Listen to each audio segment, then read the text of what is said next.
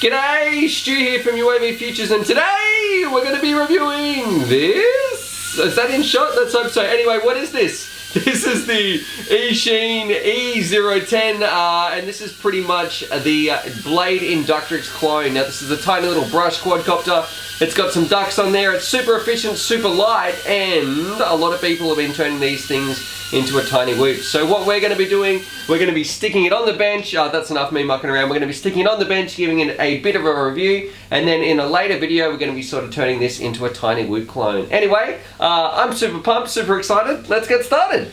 Alrighty, so here's everything that comes in the kit, and we'll go through all this in detail, but you get some instructions, so I'm not going to go through those, but that is nice that they're included. So we've got the little E010 right here. We have our tiny little radio, some spare props, a charger with a really strange plug on the end, and a tiny little 150 milliamp hour battery as well. Anyway, what I'll probably do is go from the least important all the way around and finish off with the quad. So very quickly, let's have a look at the charger, and well, I guess we don't really need to look at the spare props, but and then we'll talk about the radio, and then we'll talk about the little quad. Alrighty, so what we've got here, we have a little charger, and that's just a little USB charger that comes with it, and you only get one battery, which is a little bit of a shame, and that's a 150 milliamp hour one cell battery, and that is a 30C, so that's a pretty impressive size, I guess, C rating for such a tiny battery. But if we plug that into here, you can see this plug on the end is totally bizarre, actually. I don't know why they've used that plug, so I'm probably going to end up cutting that off and using some different plugs. And something else I thought was a bit interesting on here, the red wire, so the black is always the ground, but the red wire is your voltage, and the same one with the white one on this. I think it would probably be more handy for people if it stayed red on this side as well. So rather than white and black and red and black, if it was just red and black on both sets. Anyway, let's move on, because that's not too exciting, and look at the controller. Now, here's the controller here, actually, and it reminds me like a bit of a kidney bean or a jelly bean, and the first thing I sort of notice is and look, I don't know, this thing is super cheap, but it feels really tiny. If you were going to pinch this, it feels like it would be almost impossible flying. So luckily I fly with my thumbs anyway, and you actually can screw these out a little bit if you want to make the sticks a little bit longer, and I really suggest people do that and make that as long as they can, because that's going to sort of give you more movement, and well, actually, they don't screw out, they just pull off a little bit. So yeah, make them as long as possible, so you just have a little bit more movement, I guess, in terms of how much space you have to move the stick back and forth. It feels fairly stiff, actually, pushing this around, so that is one thing that's going to be a little bit concerning. Now, you've got a few different buttons here, and according to the manual themes, it's not quite as straightforward as you would think. So this one here, this is all about the trim that you're going to set, and then I think you can do some fine adjustments with this little part just here. This is me reading this off the manual. If you look over this side, here is where you sort of select what mode you're going to have. So it says this is where your key to return, or selecting carefree mode, whatever that is. I suggest you always care when you're flying around. And this one up here, it says multi-function button. Shift to inverted flight by touching and holding. Or if you just press it once, it puts it into headless mode. So a little bit of an interesting selection around right there. And then this is for your trims for, I guess, your pitch forward and pitch back. So I'd say, yeah, so it's a little bit interesting, not your sort of standard one. And of course, you've got your little on and off switch right here in the middle. Now, if you open it at the back, it does have, it just takes 2 AA batteries. So fairly standard. What I do kind of like, look, I know it is super small, but at least you can pack it somewhere really tiny. If you don't have much space at all, you probably can get one of these things and get out and fly it, because it really is so small. Anyway, let's look at the exciting part and look at the E010 itself. Alrighty, so here it is, and the first thing I'm going to do, and yeah, it looks totally like a little tiny whoop or a Blade Inductrix, but the first thing I'm going to do is weigh it. So I'll just wait for my scales to reset just here. So just like it is, it's coming in at 17 grams, and I know a lot of people are going to want to know this, so let's weigh it without the case on the top. So I'm simply just going to take the case off, and it's coming in at 16 grams. So yeah, that weighs about 1 gram. Now something I do like is that the motors are spinning the same direction as on like an actual board that's running clean flight, so that's pretty cool. And a big way that these tiny little motors get its power is because of these little ducts around the outside. So they're going to give it a fair amount of lift. It's going to really reduce the sort of vortexes that are coming off the tips of these blades. And that's how you're going to get, I guess, such good power out of such a little micro. Now it does have a small little battery housing in the bottom right here, as well as your battery plug, which is a bit bizarre. So actually I didn't realize that plug was on there as well. That's very interesting.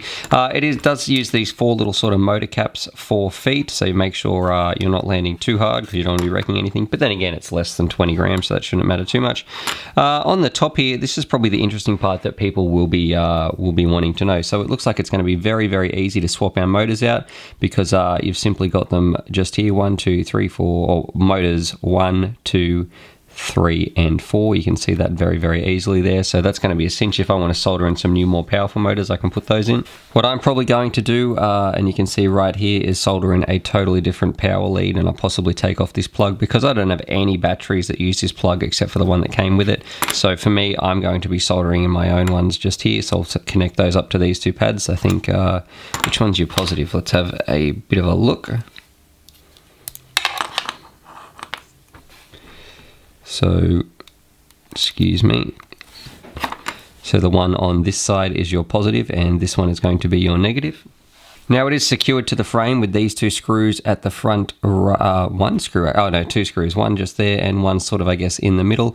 And these 2 holes right here is something that people are going to be very, very interested in because pretty much I think most people who get this, or a big, big majority, are going to be turning these into some cheap sort of tiny whoops, some tiny whoop knockoffs. So that's where I plan to attach one of my cameras anyway. Rightio, and of course, I think I mentioned this, but just in case, you do get 4 spare props as well.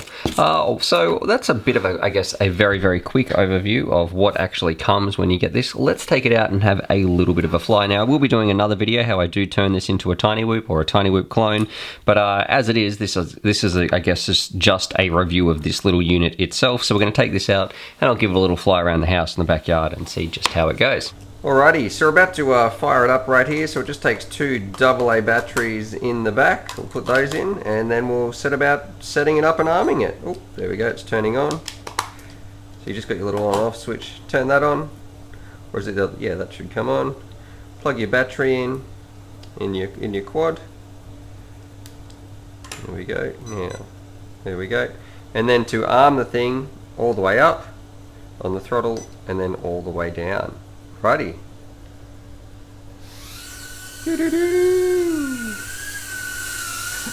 It's kind of a bit. My face.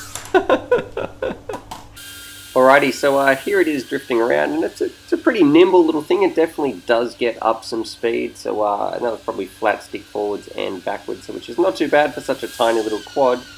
But one thing to note is that, just there, it's pretty stable actually on the oil. Usually the quads lose a lot of altitude, and I think here I was just jumping it up and down to see how its recovery time would be after a bit of free fall.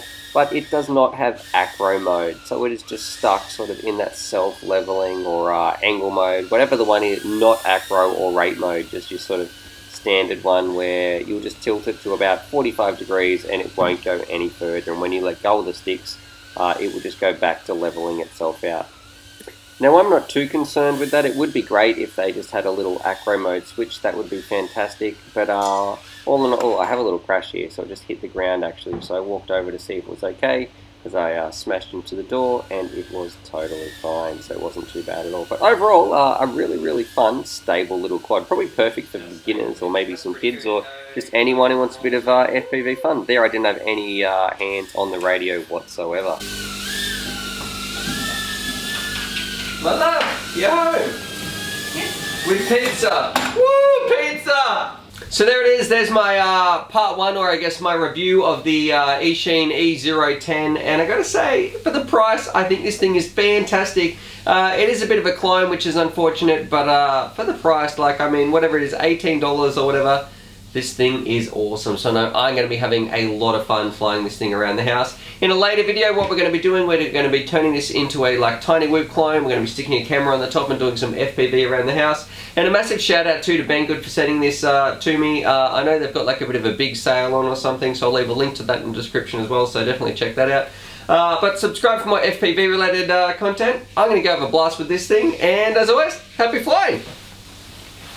G'day, Stu from UAVfutures here, and today, well, we're going to be reviewing, skills did it first go! Today we're going to be reviewing this!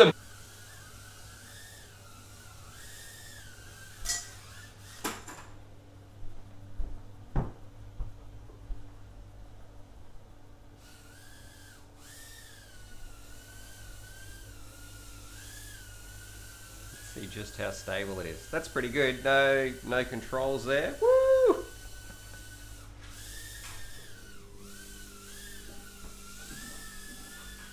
My love, you're home. With pizza. Woo! Pizza! Yeah!